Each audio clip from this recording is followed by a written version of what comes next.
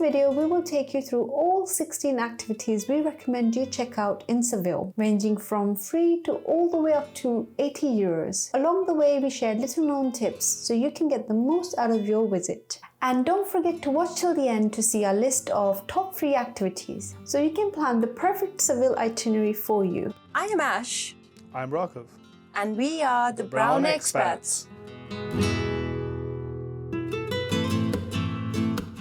The first thing on our list is the Royal Alcazar, one of Europe's oldest palaces still in use by the royal family. This palace was built in the 11th century, blending both Islamic and Christian style of architecture. More recently, this palace has been featured as a location in the famous Game of Thrones TV series. Though the palace is absolutely stunning, given its vast size and confusing layout, it can be hard to navigate. So consider booking a 2-hour guided tour to make the most of your visit.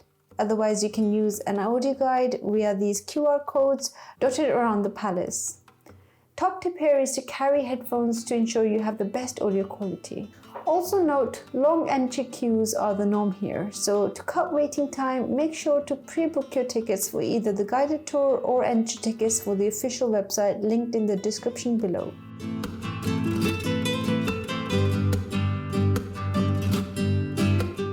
Next on our list is taking a city tour of Seville to admire the stunning architecture, cobblestone streets, and vibrant atmosphere in comfort. One popular way of doing this in Seville is with the horse-drawn carriages. Though this is part of the city's cultural history, we suggest skipping this, as it can be quite harsh on horses. There have been various incidents over the past couple of years where horses have collapsed due to exhaustion. So instead, we suggest considering a different option such as guided cycle tour, open-top bus, or an electric tuk-tuk tour. Next up is the largest Gothic cathedral in the world, the Seville Cathedral. This cathedral was previously a mosque and consists of Giralda Tower, which was originally a minaret of the mosque.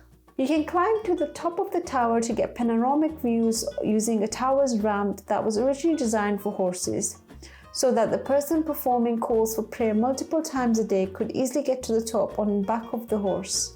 This site is also home to famous explorer Christopher Columbus's tomb. Interesting fact here, the location of his remains was a 500-year-old mystery, which was recently confirmed by a DNA test of his bones found buried beneath the Seville Cathedral. Our top tip here is to book in advance as tickets do sell out, and bring a pair of headphones so you can enjoy the audio guide hands-free during your visit, as they are not provided with handset. Next on our list is going to a flamenco show. With Seville considered by many as the birthplace of flamenco, there are many theatres to choose from. We went to this 1-hour show that we thoroughly enjoyed and recommend. Tickets start from 25 euros per adult with 2 shows every day.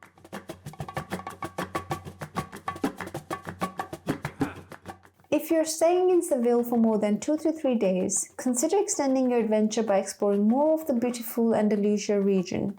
Take day trips to the charming whitewashed villages, for example Ronda, which is a stunning cliffside town. You can also relax on the gorgeous beaches of Malaga and Marbella, or even visit the iconic rock of Gibraltar for a unique experience, all within a day trip. All of these places are a couple of hours away and can be reached by arranging private tour, public transport, or by renting a car.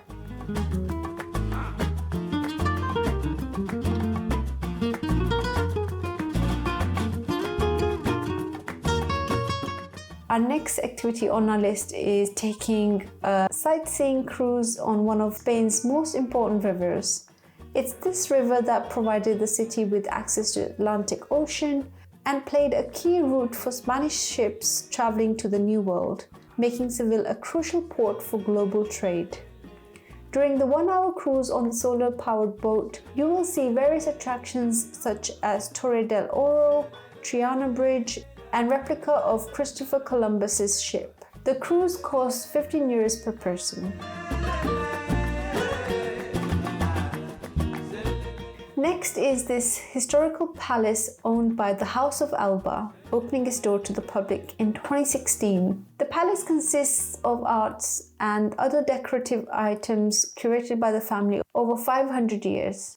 The palace courtyards can also be described as a botanical garden with over 7,000 plants from 117 different species, offering a retreat and an authentic feel of historic Seville.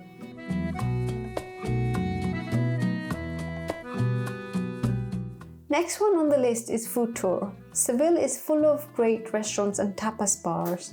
We tried some of the most delicious Spanish foods such as the classic paella, various tapas dishes like chickpeas with spinach, patatas bravas, and street food such as churros with hot chocolate.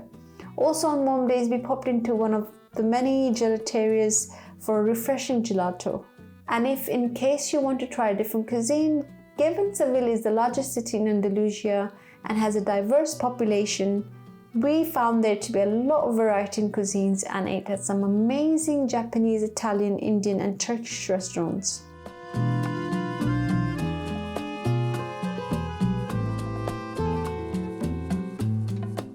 For low budget, we recommend Setas de Sevilla, also known as Seville mushrooms. Don't be fooled by its low entrance fee of less than 10 euros, as it is a very popular attraction in Seville amongst locals and tourists. It's a large wooden structure at a very historic location in the shape of a mushroom. We enjoyed learning the history and the panoramic views it had to offer from its top platform. We recommend starting your visit before sunset so you can catch the most stunning views of the town and then watch the sunset and the changing sky, and the structure being beautifully illuminated in the night light. If you are unable to visit during evening and want to visit during a different time of day, you can always return within 48 hours using the same ticket.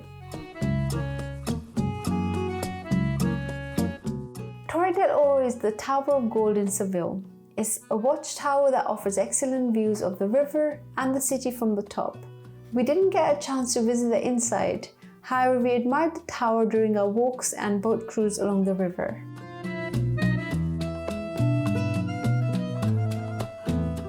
As promised, here are our top favorite free attractions in Seville. First up is Plaza de España.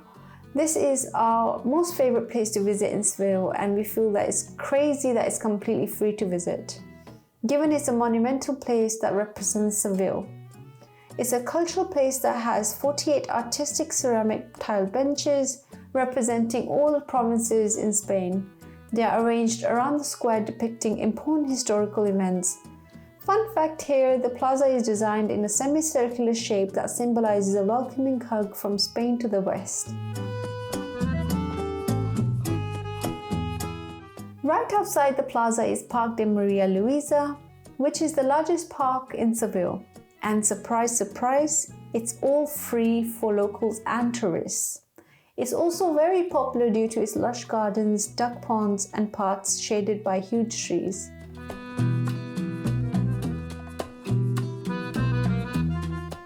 Next is Jardins de Murillo, which is another park that is free and lovely to visit. It's located outside the Royal Alcazar and very easily accessible.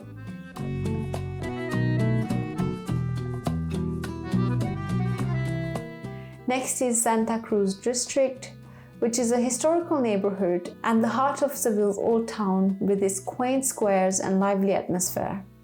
It's the former Jewish quarter of the medieval city. For those who love a bit of history, might find it fascinating seeing the 12th century buildings whilst meandering through the narrow winding streets.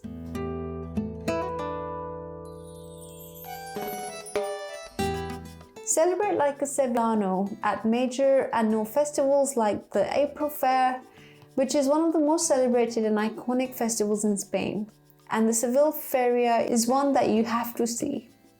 This annual event is a week-long celebration that typically takes place 2 weeks after the Holy Week. It was originally created as a livestock fair where farmers and merchants from all over Andalusia would come to Seville to sell and trade their animals. But over time, the fair has evolved into a celebration of Andalusian culture, music and food. It became one of the most important events of the year in Seville.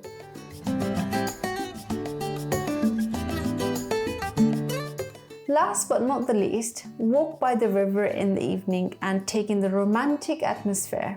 It's a beautiful walk with wonderful sights. Besides the restaurants, there are flamenco bars and cafes. We walked here on most nights before heading for dinner. So that's all. If you enjoyed this video, check out our other videos on Ronda and Malaga here. Also, all the places mentioned along with the restaurants we ate at in Seville, we have captured them in this convenient Google travel list. So check out the link in the description below and you can also add them to your itinerary. Thanks for watching. See you on the next one.